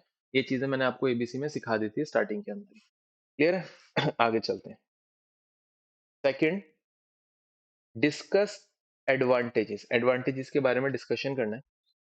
Might 612 gain by using an activity based budgeting approach, कि अगर वो एबीबी लगाए तो उसको क्या एडवांटेज मिल सकती है over say an approach that allocates the cost of this activity to produce as a percentage of cost of goods sold। जैसे जब आपने बेटा डीपीपी करा था, डीपीपी में कॉस्ट ऑफ गुड्स सोल्ड का मतलब क्या था? डायरेक्ट कॉस्ट, ठीक है। कॉस्ट ऑफ गुड्स सोल्ड से गलती से ये मत समझ लेना कि इसमें सारी कॉस्ट जोड़ देते हैं हम जितनी भी आती है। इसके अंदर ये जो डीपीपी है, ये जनरली हमारा रिटेल सेक्टर में हम लगाते थे, और उसके अंदर कॉस्ट ऑफ गुड्स सोल्ड के मायने होते थे उनकी जो प्राइम कॉस्ट या फिर उनकी जो परचेज कॉस्ट होती थी, वही आती थी। क्योंकि मैन्युफैक्चरिंग के अंदर कॉस्ट ऑफ गुड्स सोल्ड ना सारी कॉस्ट आ जाती है उसके अंदर लास्ट तक, ठीक है। बट इसको आप एक डायरेक्ट कॉस्ट या प्राइम कॉस्ट समझ सकते हो। तो इधर कहने के मायने ये है कि अगर कंपनी एबीबी ना लगाए और ट्रेडिशनल अप्रोच लगाए, तो ट्रेडिशनली क्या होता था, ओवरहेड को एब्जॉर्ब किसी ना किसी बेसिस पे तो करते थे ना। तो एक बेसिस उसमें ये भी था, जो मैंने स्टार्टिंग में आपको कई सारे बेसिस कराए थे, एक बेसिस ये भी था, परसेंटेज ऑफ प्राइम कॉस्ट। याद करो, raw material quantity, raw material cost, direct labour hours, direct labour cost, prime cost, machine hour, मतलब machine hour, units of output, कई चीजें मैंने आपको वहां कराई थी। तो इधर उधर प्राइम कॉस्ट भी था। तो इसी तरीके से मैं बोल रहा हूँ कि कंपनी ट्रेडिशनल एब्जॉर्प्शन कॉस्टिंग लगा के अपने ओवरहेड्स को as a percentage of prime cost के बेसिस पे भी अब्सॉर्ब कर सकती है। तो कंपनी कह रही है, कंपनी वो ना करके कंपनी एबीबी लगाना चाह रही है, यानी कंपनी, और जैसे एबीसी ओवरहेड्स के लगता है तो एबीबी भी ओवरहेड्स के लिए ही लग रहा है। वो अपने ओवरहेड्स के अंदर बजट जो बनाना चाह रही है वो एक्टिविटी के हिसाब से बनाना चाह रही है, ना कि ट्रेडिशनल सिस्टम के हिसाब से। तो उसकी एडवांटेजेस डिस्कस करनी है, ठीक है। अब देखो ध्यान से सुनना, क्या लिखा है, an approach that allocates the cost of this activity to product as a percentage of COGS.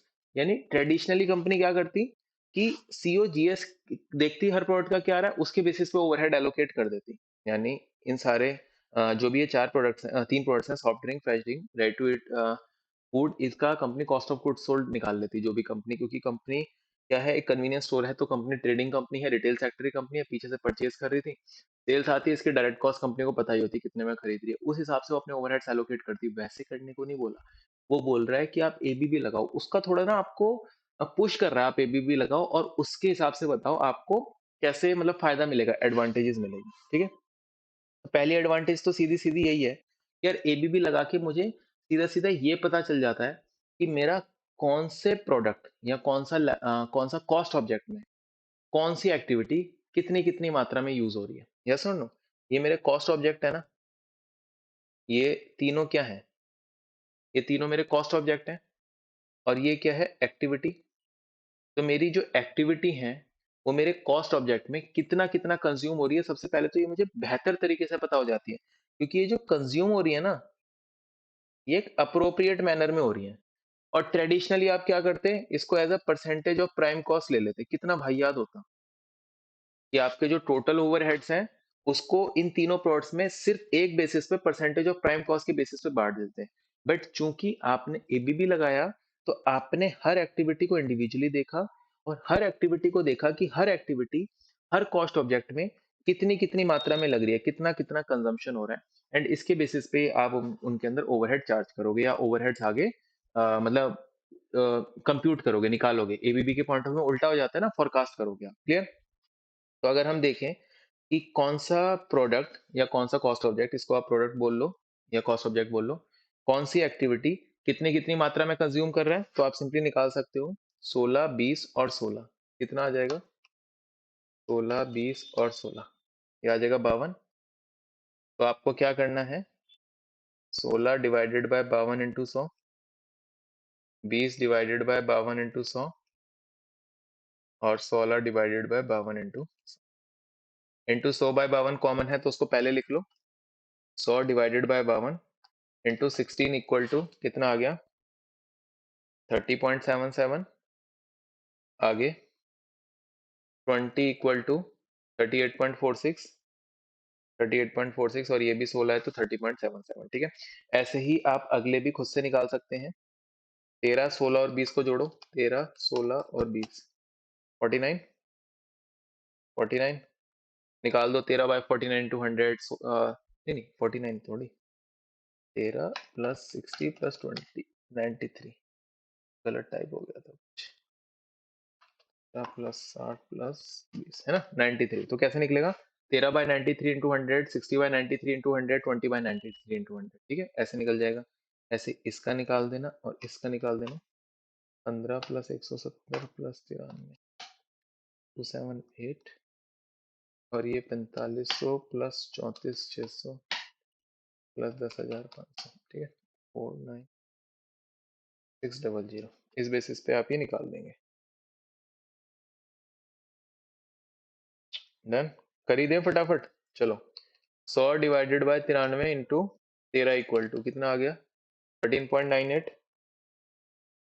आप भी करते रहो, 13.98, फिर कितना है 60 और 20, 60 में 64.51 आ रहा है, 64, 51, 52, और 20 21.51, ठीक है, 50 ले लो, 51 ले लो, क्योंकि थोड़ा बहुत ना ये देख लेना, 51 लेना है 50 लेना है, क्योंकि लास्ट में ना ये आपको 100 ही करने पड़ेंगे इस वजह से, तो कोई 52, 51 इस तरह से कर लेना, ठीक है।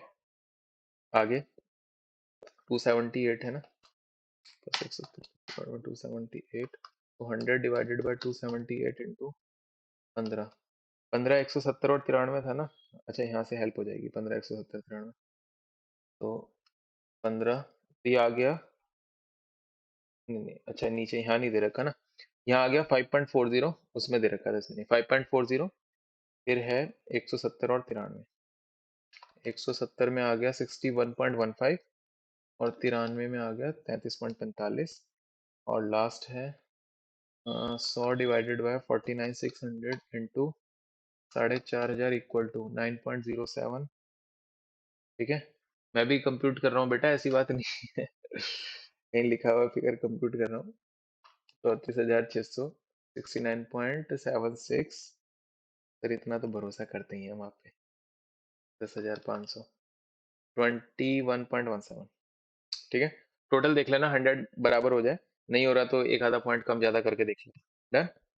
तो सबसे पहले तो आपको ये रिलेटिव परसेंटेजेस पता चल जाती है। रिलेटिव परसेंटेज का मतलब है रिलेटिव कंजम्पशन, रिलेटिव कंजम्पशन या रिलेटिव परसेंटेज पता चल जाती है कि कौन सा प्रोडक्ट या कौन सा कॉस्ट ऑब्जेक्ट, कौन सी एक्टिविटी कितनी कितनी मात्रा में कंज्यूम कर रहा है। सबसे बड़ा फायदा तो ये है। दूसरा फायदा है कि जब आप एक्टिविटी बेस्ड बजटिंग कर रहे हो, और चूंकि आप अब बजट को एक्टिविटी के लेवल पे देख पा रहे हो ना, तो आपको इसके अंदर फायदा मिलता है एक्टिविटी फ्लेक्सिबल बजटिंग का। भी बताया था ना मैंने पीछे आपको, है एक्टिविटी फ्लेक्सिबल बजटिंग। ठीक है, यहाँ मैंने आपको चीज सिखाई थी। तो आप एबीबी में एक्टिविटी फ्लेक्सिबल बजटिंग का भी फायदा उठा सकते हो। एक्टिविटी फ्लेक्सिबल बजटिंग क्या थी कि अलग अलग लेवल ऑफ आउटपुट पे भी आप बढ़िया एबीबी लगा सकते हो, कि आपके level of active output change हो रहे हैं तो भी आपका बजट काफी ज्यादा एक्यूरेट होगा, काफी ज्यादा रेलेवेंट होगा। ठीक है, तो अलग अलग, कहा गया, अलग अलग यूनिट लेवल पे मतलब लेवल ऑफ आउटपुट पे भी लगा सकते हो, और साथ में different mixes of individual line item sold. मतलब यार जरूरी थोड़ी है कि आपके वो इसी रेशियो में सेल होंगे, 4,500, 34,600, 10,500। जरूरी नहीं है ना ये चीज इसी रेशियो में सेल हो। ये रेशियो कुछ और भी हो सकता है, जैसे 4,500, 34,500, 10,800, ऐसा भी हो सकता है, कुछ ऊपर नीचे हो सकता है। तो एबीबी आपको इसमें भी हेल्प करेगा, बिकॉज अब आप चीजें ना आउटपुट लेवल पे नहीं, एक्टिविटी लेवल पे सोच रहे हो। तो आपके पास ना फ्लेक्सिबिलिटी बहुत बढ़ गई कि आपका आउटपुट कम हो जाए, ज्यादा हो जाए, या आपका जो ये प्रोडक्ट मिक्स है, जो प्रपोर्शन है, ये चेंज हो जाए, तब भी आपका जो बजट है वो एक सही बजट बनकर आ पाएगा। एबीबी में आपको ये फायदा है, बिकॉज आपने बिल्कुल माइक्रो लेवल पे सोच लिया। बट ट्रेडिशनली क्या होता था, सिंगल कॉस्ट ड्राइवर, सीओजीएस यानी प्राइम कॉस्ट की परसेंटेज, ये एक ठीक तरीका नहीं था। दूसरे बेनिफिट्स क्या हैं इसके, ये तीन बेनिफिट्स हैं, अच्छे बेनिफिट्स दे रखे हैं।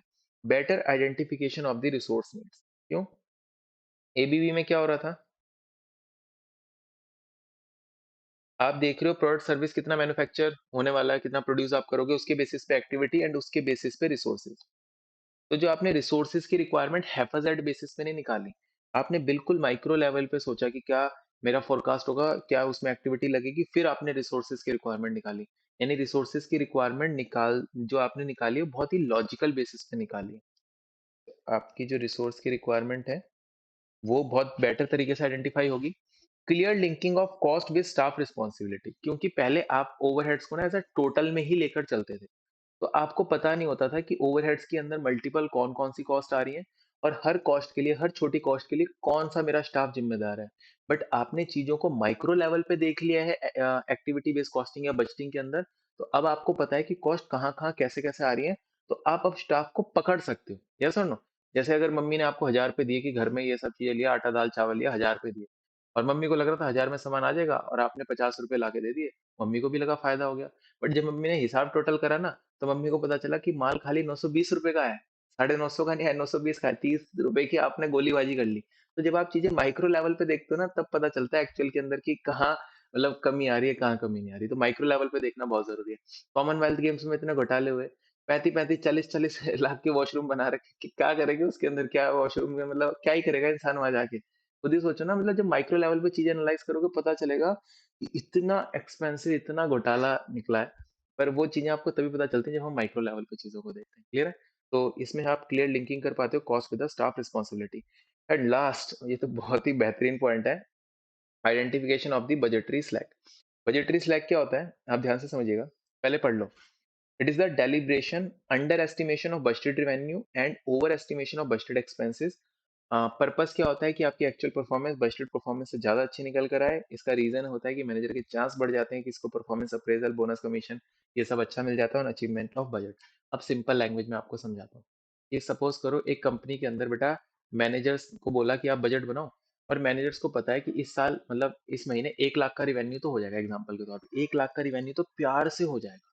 बट तब भी वो बजट बनाते समय क्या सोचते हैं कि नहीं नहीं 90,000 का रिवेन्यू होगा। वो बजटेड रिवेन्यू 90,000 का बनाते हैं। उनको पता है कि 1 लाख का रिवेन्यू वो लोग प्यार से अचीव कर सकते हैं, तब भी बजट बनाते समय वो टारगेट सेट करते हैं 90,000 रिवेन्यू, क्योंकि उनको पता है 1 लाख को अचीव कर लेंगे, 10,000 फेवरेबल वेरिएंस आएगा, फेवरेबल परफॉर्मेंस आएगी, उनके बेसिस पे उनके जो इंसेंटिव कमीशन बोनस अप्रेजल ये डिसाइड होते हैं उनको मिल जाएंगे। या ऑन द अदर हैंड उल्टा सोचो कि उनको पता है कि इस महीने जो कॉस्ट है ना वो 50,000 आ जाएगी। ठीक है, बहुत प्यार से वो अपनी कॉस्ट कम करके 50,000 ले आएंगे। बट वो बजट बनाते समय दिखाते नहीं नहीं कॉस्ट ना 60,000 लेकर चलेंगे हम, कि कॉस्ट कितनी है 60,000, उनको पता है 50,000 आराम से अचीव हो सकती है। बट उन्होंने कॉस्ट को क्या करा, ओवर एस्टिमेट करा 60,000। एक्चुअल में जब काम करा कॉस्ट आई 50,000, 10,000 की कॉस्ट रिड्यूस हुई, उनको कंपनी ने as a bonus commission appraisal के तौर पर कुछ फायदा दे दिया। तो जब उनके टारगेट्स इस तरीके से होते हैं ना कि फेवरेबल परफॉर्मेंस होगी, उस बेसिस पे उनको आगे बोनस कमीशन इंसेंटिव ये सब चीजें मिलेंगी, तो वो इस तरह की ना हरकत कर देते हैं। बट आप चीजों को माइक्रो लेवल पे जब देखना स्टार्ट कर देते हो ना, तो वो ये हरकतें नहीं कर पाते। ठीक है, जैसे एग्जांपल के तौर पे अगर मैं आपको बताऊं, गवर्नमेंट है बेटा, हाईवे बना रही है, इतने करोड़ों हजारों करोड़ों रुपए खर्च कर रही है, ऐसे बिल्डिंगें बना रही है हजारों करोड़ों रुपए। बट जब पता चलता है कि एक बारिश हुई कि सड़क इतनी खराब हो गई, महीना भर नहीं हुआ, बिल्डिंग के अंदर ये सब चीजें मतलब उसका प्लस्तर वगैरह टाइलें वगैरह बाहर आ रही है, आपने भी देखा होगा बहुत जगह गवर्नमेंट कामों में होता ही होता है। तो जो घोटाले जब आप देखते हो ना तब पता चलता है। वैसे तो लगेगा कि यार ये प्रोजेक्ट जैसे 1500 करोड़ में होना था, गवर्नमेंट ने 1000 करोड़ में कर दिया। बट जब एक्चुअल में चेक करोगे ना तो 500 करोड़ का भी माल नहीं लगा रखा उसके अंदर ढंग से, अगर देखा जाए तो ये बजटरी स्लैक ना होते हैं। जहां आप मैनेजर को जिम्मेदारी दे दोगे, जहां किसी थर्ड पर्सन को जिम्मेदारी दे दोगे ना, देखो पैसा किसका है, आप खुद ही बताओ, पैसा आपका मेरा हमारा है। अब हर कोई टैक्स पेयर है, अब कोई चाहे डायरेक्ट टैक्स ना पे करे, मतलब 5 लाख से ऊपर इनकम ना शो करे, बट उसके बाद भी तो हम इनडायरेक्ट टैक्स हर चीज में दे रहे हैं यार। ऑन एन एवरेज 18% जीएसटी तो ऑलमोस्ट हर चीज के अंदर तुम पे कर रहे हो। तो वो सारा पैसा तुम्हारा ही तो पैसा है, ये सारा पैसा जितना भी होता है कि ये गवर्नमेंट इसके फंड से कर रही है, उसके फंड से कर रही है, कुछ नहीं। अब की गवर्नमेंट को ये बताना चाहिए हर जगह कि जो भी चीज हो रही है टैक्स पेयर के पैसे से हो रही है। मतलब आपको भी देते समय वो चीज अच्छा लगेगा कि यार टैक्स पेयर का उधर नाम है ना, कि आपने ही तो एक तरह से आप डोनेशन है गवर्नमेंट को, आपने वही तो करा है, उसके बेसिस पे देश चल रहा है। तो ये जो बजटरी स्लैग है ना, क्योंकि आपने किसी और के हवाले छोड़ देते हो ना चीज कि पैसा हमारा है, तो कहीं ना कहीं पब्लिक की के पास ना ट्रांसपेरेंसी कुछ मैकेनिज्म होना चाहिए। हालांकि गवर्नमेंट कुछ कुछ ऐसी चीजें करती है कि ट्रांसपेरेंसी आए, बट आप और मैं अच्छी तरीके से जानते हैं कंप्लीट ट्रांसपेरेंसी आती नहीं, इस तरह से इस तरीके के स्लैक रह ही जाते हैं कंपनी में भी और गवर्नमेंट के कामों में भी। क्लियर है ये चीज, समझ आया? तो आपको क्या बेनिफिट्स हैं इसके अंदर, सबसे पहले देखो अगर मैं बेनिफिट्स को सम अप करूं, सबसे पहला बेनिफिट हुआ था आपको रिलेटिव परसेंटेज या रिलेटिव कंजम्पशन पता चल जाती है, कौन से प्रोडक्ट के अंदर कितनी कितनी एक्टिविटी कितनी कितनी मात्रा या परसेंटेज में लगेगी। आप जो ये बजट है ये अलग अलग यूनिट लेवल पे यानी लेवल ऑफ एक्टिविटी पे अलग अलग बना सकते हो, अलग अलग वॉल्यूम पे। और आपका जो प्रोडक्ट मिक्स है अगर वो चेंज हो जाए, जो आप प्रोडक्ट मैन्युफैक्चर एंड सोल कर रहे हो ना, soft drink, fresh drink, ready to eat food, इनकी प्रोपोर्शन चेंज हो जाए तो भी ये बजट आप लगा सकते हो। अगले 3 बेनिफिट थे कि आपको रिसोर्स नीड बेटर तरीके से पता चलती है, आप अपने स्टाफ की रिस्पॉन्सिबिलिटी को कॉस्ट के साथ बेटर लिंक कर पाते हो, और ये जो बजटरी स्लैग जैसी ये जो ये हेरा फेरिया है ना, ये भी आप पकड़ पाते हो। क्लियर है? आगे चलते हैं।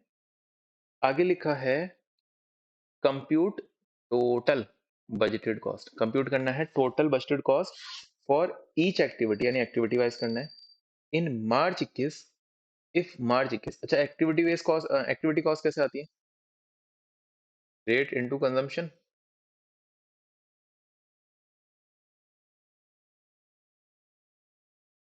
कॉस्ट तो सिंपली ऐसे आती है, रेट इनटू कंजम्पशन, कि एक्टिविटी का रेट क्या है और देख लो कंजम्पशन कितनी हो रही है आपके प्रोडक्ट्स के अंदर, जो कॉस्ट ऑब्जेक्ट जो आपके प्रोडक्ट्स दे रखे हैं। ठीक है, तो total budgeted cost for each activity, but ये निकालना है मार्च 21 के लिए। ठीक है, अब मार्च 21 के लिए जो रेट होंगे, एक एक करके लेते हैं रेट और कंजम्पशन। पहले रेट, जो रेट होंगे इधर ये था ना, ये जो रेट होंगे वो आप 0.996 करके चलेंगे। तो मार्च 21 के लिए जो रेट होंगे ना उसमें 2 बार 0.996 कर देना, ठीक है, या फिर 0.996 की पावर 2, क्योंकि जनवरी 21 के आपको रेट गिवन है और अब आपको मार्च 21 का काम करना है, तो उसके रेट निकालने के लिए 2 बार 0.996 जरूर से कर दीजिए। तो जनवरी 21 के रेट क्या है, ये है, इसमें 2 बार 0.996 होगा। तो पहले कैलसी में टाइप करिए 0.996, 0.996, फिर दोबारा से 0.996 टाइप कर दीजिए, इंटू 0.996, ठीक है। फिर मल्टीप्लाई करिए 4,500 से, इक्वल टू प्रेस कर दीजिए। फिर 4100 करके इक्वल टू प्रेस कर दीजिए। 1050 करके इक्वल टू, और 9 करके इक्वल टू, ठीक है। आपके रेट आ जाएंगे, मैं करता हूँ। ये ना फीड हो जाता है कैलसी के अंदर इतना पोर्शन, पहले जब मल्टीप्लाई करते हैं। 0.996 इंटू 0.996, ये फीड हो गया। अब एक एक करके इंटू करो, इंटू 4,500 इक्वल टू, ये आ रहा है 4464.07। ये आ गया ना, 4464.07।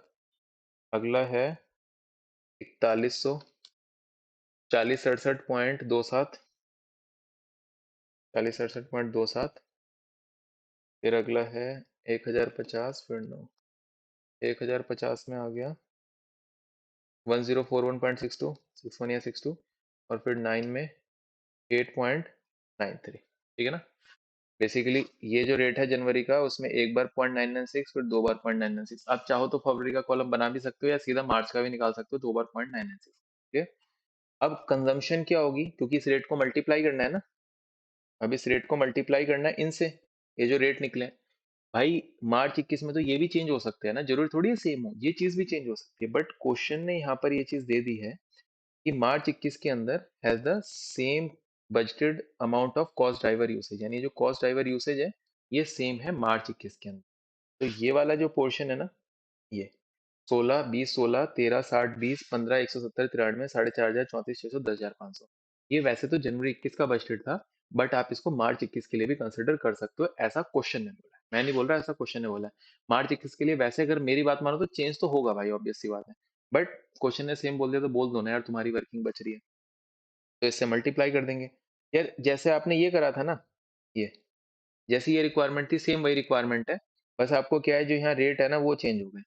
ये वाली चीजें तो सेम ही है ना, जो आपकी यूसेज है ये सेम है, और जो ये रेट है ये मैंने इंटू 0.996 दो बार करके निकाल लिया। तो सेम जैसा फर्स्ट में करा था वैसा ही आप थर्ड में कर देंगे, ठीक है। पहले रेट निकाल लिए, फिर कंजम्पशन के आधार पे।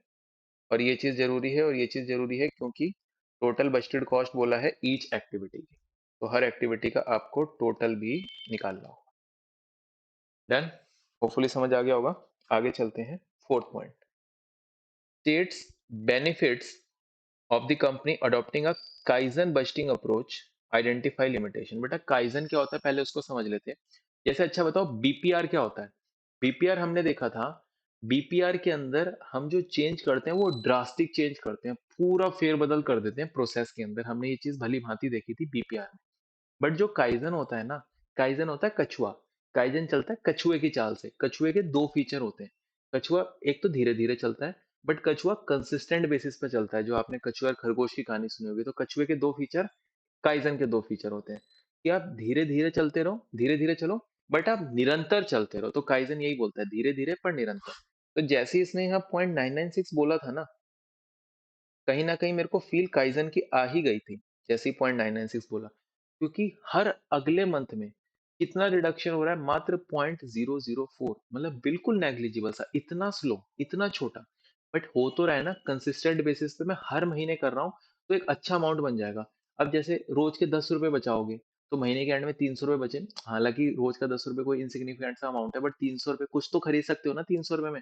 कुछ कुछ नहीं खरीद सकते, किसी को डोनेट तो कर सकते हो 300 रुपए में, अगले कुछ तो काम चली जाएगा, यस और नो। तो छोटी छोटी चीजें करते हो ना, अगर आप उसको निरंतर करते रहते हो तो एक बड़ा काम हो जाता है। सबसे अच्छा एग्जांपल मैं कह रहा हूँ, आप एक्सरसाइज करो रोज की, सिर्फ 1 मिनट। मैंने आपको एक गोल दिया, रोज की एक्सरसाइज आपको कितनी करनी है, बहुत ज्यादा नहीं, सिर्फ 1 मिनट। आप ये सोचो 60 सेकंड से ज्यादा मैं करूंगा ही नहीं। 60 सेकंड में जो भी आप हाथ पैर हिला रहे हो, पुशअप कर रहे हो, सिर्फ इतना ही करो। और आप देखोगे, आप 30 दिन बाद ना अपने आप को देखना काफी बेहतर महसूस करोगे। ये चीज आपको अभी नहीं लग रही होगी, बट 30 दिन बाद देखना, मात्र 1 मिनट की बॉडी की स्ट्रेचिंग ना आपको 30 दिन बाद देखना अच्छे रिजल्ट दे देगी, ठीक है। ठीक है, तो चेंज तो सिर्फ 0.996 का है, देखते हैं फिर 0.996 से क्या चेंज आया। अगर देखा जाए तो जनवरी के अंदर जो कॉस्ट आई थी, वो आई थी 13,53,600 रुपए, और मार्च में कितने आई, 13,42,882। फर्क कितना हुआ, 13,42,882, 13,42,882 माइनस 13,53,600। फिर भी यार 10,718 की ऑलमोस्ट 11,000 कह सकता हूँ। यार 11,000 पे 2 महीने में बचा लिए, अच्छा है। हालाँकि बात लाखों में हो रही है, बट फिर भी 10-11,000 रुपए बच गए, बुरे थोड़ी हैं यार। 2 महीने के अंदर अगर हम देखें तो मुझे तो बहुत अच्छा लगा यार, कि 11,000 रुपए बचा लिए और ऐसी बिल्कुल बिल्कुल माइनर सी चीज़ करके 0.996 करके, ठीक है? छोटी-सी हैबिट, बिल्कुल छोटी-सी, जैसे एसआईपी बोलते हैं, कि सिर्फ़ ₹500 से स्टार्ट करो, सिर्फ़ ₹500 से। एसआईपी में करने को तो बंदा लाख-लाख रुपए महीने 10-10 लाख रुपए की महीने की भी कर सकता है। बट वो सिर्फ़ ₹500 इसलिए बोलते हैं ताकि एक हैबिट डेवलप हो। जैसे मैंने आपको बोला 1 मिनट की एक्सरसाइज़ करो, ताकि एक हैबिट डेवलप हो। करते-करते 5 मिनट, 10 मिनट, आधा 1 घंटा भी आप करने लग जाओगे, बट पहले हैबिट तो डेवलप हो ना। इसी वजह से 0.004 ऐसा लगता है ये तो बहुत नेग्लिजिबल सा है भाई, बट नेग्लिजिबल है कर। बहुत छोटा-सा काम है, एक बार करके तो देख। फिर जब इसकी आदत पड़ जाएगी ना, तो लॉन्ग टर्म में आपको अच्छे रिजल्ट इसके अंदर मिल जाते हैं, ठीक है? तो काइज़न इस अप्रोच से चलता है, और जो काइज़न है वो जापानीज़ लोगों का दिया हुआ कॉन्सेप्ट है। वैसे तो आप ये जितने भी सारे कॉन्सेप्ट है ना, ये सब अब हमारे अगर वेद पुराण पहले देखोगे, सारे कॉन्सेप्ट आपको वहाँ ऑलरेडी मिल जाएँगे। बट ठीक है, मतलब अब जैपनीज़, यूएस लोगों ने रिसर्च करी है, तो एक फैंसी से नाम आ गए हैं। बाकी बहुत सारी चीज़ें हमारे धर्मों में पहले से ही, मतलब उस पे आर-एन-डी होके पहले से ही पता है हमें, बहुत सारी चीज़ें, कि ये चीज़ें ऐसी क्यों थी, क्या नहीं था। हमारे वेद पुराण हमारे धर्म के अंदर, संस्कृति में हमें पहले से ही पता थी।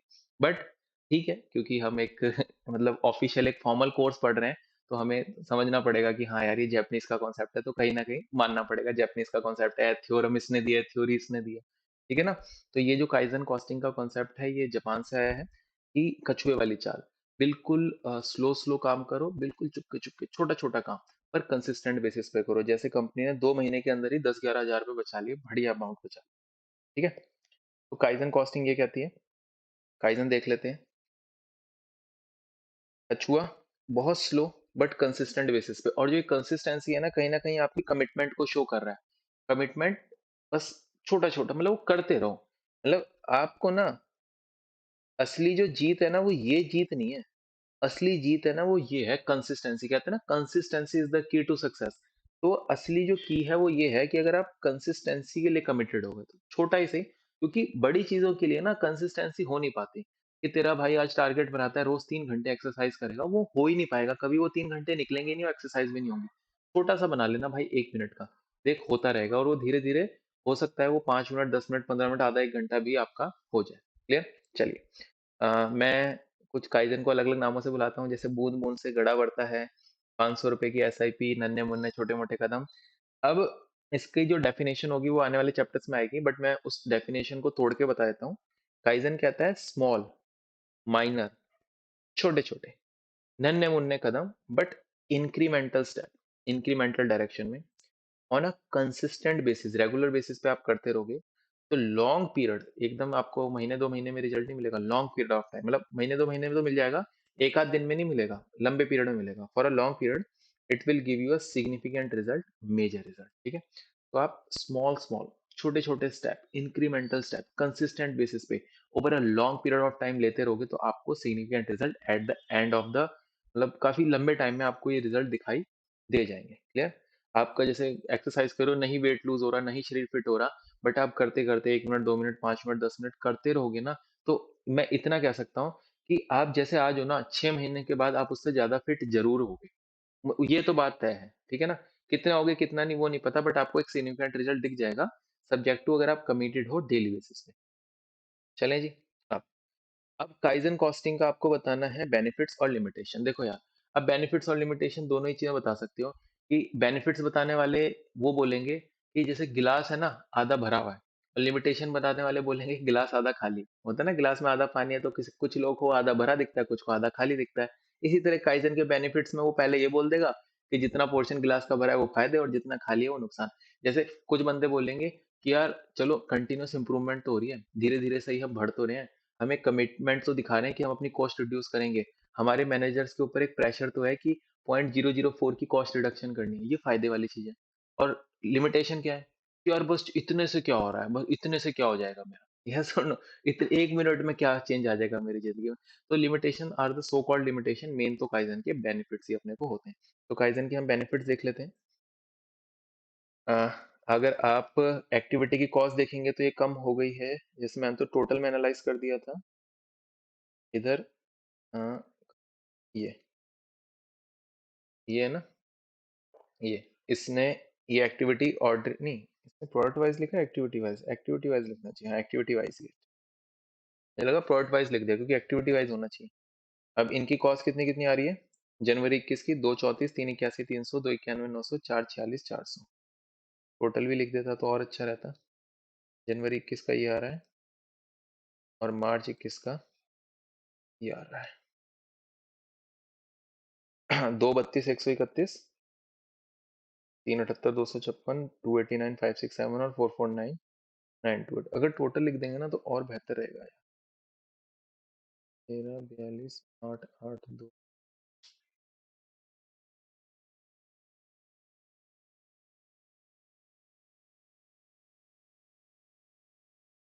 13, 53।